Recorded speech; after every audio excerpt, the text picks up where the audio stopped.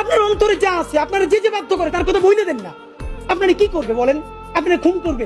আপনি প্রায় 80 বছর বাঁচছেন, আর কয় বছরই বা বাঁচবেন?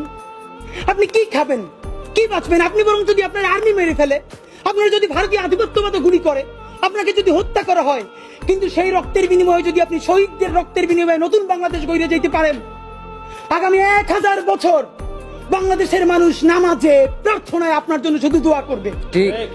বুড়ো মানুষটা থেকে শুরু করে শিশু, আপনার বক্তৃতা শুনে মাননীয় উপদেষ্টা কতক্ষণ জানেন? যতক্ষণ আপনি জুলাইয়ের জবানে কথা বলেন। বাংলাদেশে গত 50 বছরে কোন রাষ্ট্রপ্রধানের 30 মিনিট 40 মিনিটের বক্তৃতা, রিক্সা চালক, ভ্যান চালক, সবজি বিক্রেতা, বিশ্ববিদ্যালয়ের প্রফেসর, ছাত্র জনতা আধা ঘন্টা বসে তার বক্তৃতা শুনে নজির নাই, যেটা আপনারটা হইছে। ঠিক। এটা কিন্তু আপনার চেহারা দেখে না। আপনি রাজনৈতিক দল করছিলেন, ফেরও করছেন, কিন্তু এইবার যে আপনার এই বাংলাদেশের পক্ষে হৃদয় নিংড়ে ভালোবাসা, আপনি যখন বক্তৃতা করেন আপনি আর্টিফিশিয়াল কিছু বলেন না, কিন্তু আপনি যখন ঘোষণাপত্র বললেন আপনার চেহারায় আর্টিফিশিয়াল ছাপ।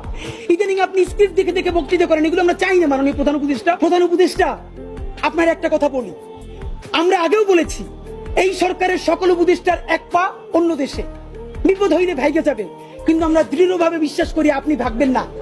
এর প্রমাণ, আপনি যদি ভাগতেন পৃথিবীর কোন দেশ আপনারে রাখতে চায় না বলেন? তাহলে হাসিনার আমলেও 10 তলা বিল্ডিং বাইয়া আপনার আদালতে হাজিরা আপনি দিতে আসতেন না। ঠিক। আপনি তখনই বিদেশ থাকতে পারতেন। আপনি এই দেশে থাকতে চান বলেই আপনি আসছেন, আমরা বিশ্বাস করতে চাই।